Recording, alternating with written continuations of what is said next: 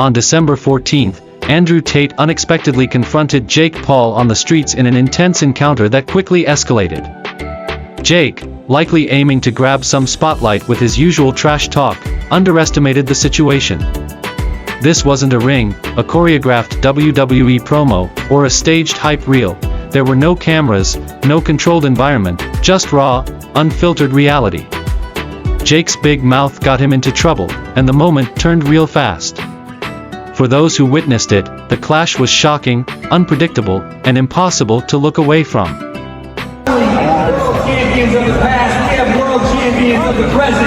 Marissa Shields in the building. Jake Paul, it's clear to me you are desperate for a reality check. You know what, if I made my money impressing 4-year-olds on YouTube and managed to somehow become a multi-millionaire from it, I'd probably live in a dream world too. But let me explain something to you about combat sports. There are a whole bunch of men out here who will never be as famous as you, will never make the money you've made, who would kick the living fuck out of you. Andrew Tate, calm and composed as always, approached Jake Paul with unmistakable intent.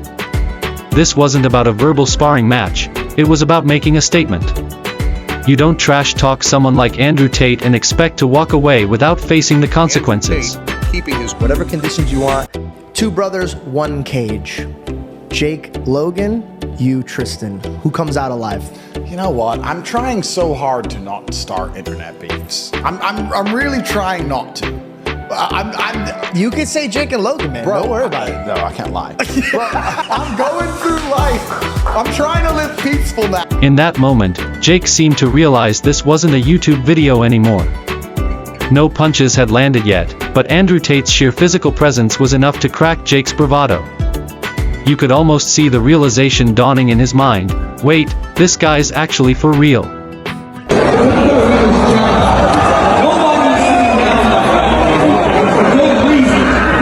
There's history between Jake Paul and Andrew Tate, and it's deeper than the usual YouTube versus social media drama.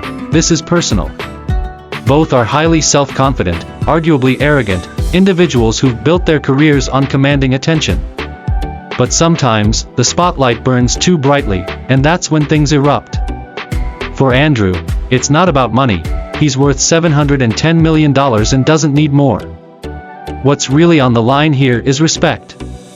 With tensions brewing between 2 colossal egos, the stage was set for an explosive encounter. Now, let's break down exactly what happened. Yeah, he'll never do that though. He knows. He knows way. One, he's under contract. And 2, he's not his own boss. And 2, he won't do it. He knows better. He might and it's funny to say, like, yo, Conor McGregor is scared of Jake Paul, will never. The real tension began when Jake Paul, fresh off boxing a series of lower-tier fighters, started throwing big names around for his next match. Let's skip the debate over whether his previous bouts were legit challenges and focus on the boldness of his next move, calling out Mike Tyson. Tyson, a boxing legend with an untouchable legacy, isn't someone you casually challenge unless you're either supremely confident or naive enough to think you stand a chance. Jake's approach, however, wasn't about honor or legacy, it was about money and spectacle. He was looking for a fight that would cement his fame and rake in millions from ticket sales and pay-per-view. What better way to achieve that than by challenging a living legend like Tyson? But 3 weeks ago, YouTube commenter Venture the Unknown predicted the fallout, claiming Andrew Tate would knock Jake into next year. There was a catch: Tyson wasn't interested. A heavyweight champion with decades of experience, Tyson saw right through the publicity stunt. Having been through his share of media circuses, he declined to get involved, leaving Jake scrambling for a new target to keep his big talk alive. That's when Andrew Tate stepped into the picture. Tate, a multi-time kickboxing champion with a reputation for no-nonsense toughness, had been watching Jake's antics. To him, Jake wasn't just challenging legends, he was avoiding real competition. Tate, never shy about exposing fake bravado, saw the perfect opportunity to step in. Tate's call-out wasn't subtle. Unlike Jake's other opponents, he wasn't interested in a friendly sparring match or a charity fight. For Tate, this wasn't just about the money, though serious cash was on the line. It was about respect. He had no patience for what he saw as Jake's manufactured toughness and was ready to prove himself in a way Jake couldn't ignore. With his combat sports pedigree and fearless attitude, Tate made it clear he wasn't playing games. He was there to test Jake Paul in a way no one else had, and to claim the respect he believed Jake didn't deserve. I'm one of the lucky ones. I made a little bit of money. I don't have 50 million to bet with you, but I do have 3 million to bet with you. So this is your offer. $3 million. You put 3, I put 3. Winner takes all. I'm 5 years out the ring. I'm a kickboxer. And how much was this fight worth?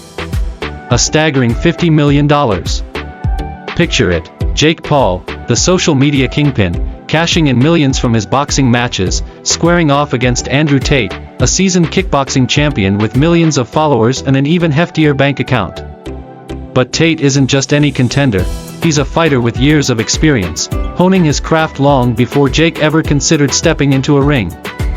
For Tate, this wasn't just about the money or the spectacle, it was about proving a point. With a net worth of $710 million, Tate could have walked away from the sport, choosing luxury over the limelight. But this fight was personal. It was about showing the world who the real deal was and drawing a definitive line between hype and true fighting pedigree. But let's say he would call you to fight. Would you take it? Yeah, I mean, Jake and I actually talk. He's an all right guy. There was a time we were talking about fighting each other, and I think if this arrest didn't happen, it probably would have come to fruition. We'll see what happens in the future. Let's talk about Jake Paul for a second because, well, he's Jake Paul, and if there's one thing you can count on, it's that he'll never stay quiet. After Andrew Tate's call out, Jake didn't back down. Instead, he leaned into his signature move, trash talk. True to form, Jake took shots at Tate, questioning his fighting skills and tossing out insults like it was second nature. Andrew Tate's just a washed-up fighter trying to stay relevant, Jake declared in one of his many Instagram rants. This guy's nothing but an internet personality. I'm the future of boxing, and I'm going to crush him. Subtlety isn't Jake's style, but his bravado set the stage for an explosive showdown.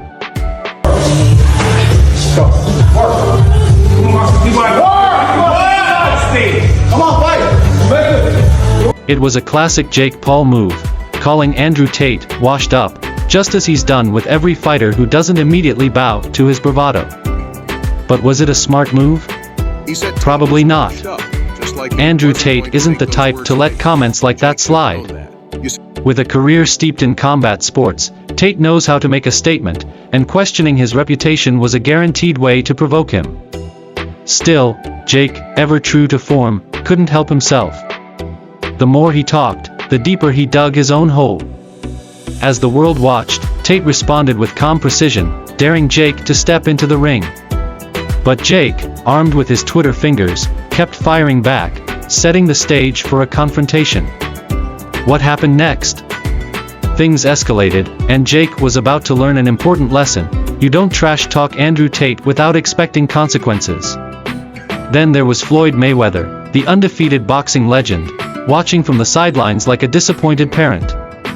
Floyd didn't just call Jake out, he tore him apart. Branding Jake a cherry picker, Floyd accused him of only stepping into the ring with fighters he knew he could beat. It wasn't just a casual jab, Floyd's critique was a scathing indictment of Jake's boxing career. And let's be honest, he wasn't wrong. Jake's fights have been less about proving himself as a legitimate boxer and more about curating a YouTube-worthy highlight reel. He loves shouting about fighting anyone, anywhere, anytime, but that bravado disappears when faced with someone who could actually knock him, and his ego, flat. Rejecting Andrew Tate's challenge was just the latest chapter in Jake's carefully crafted spectacle, but it also exposed a glaring truth: Jake Paul isn't ready for real competition. He does tend to keep those guards down, but he's comfy at that point.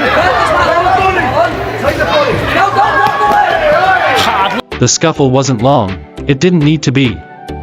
The point was made.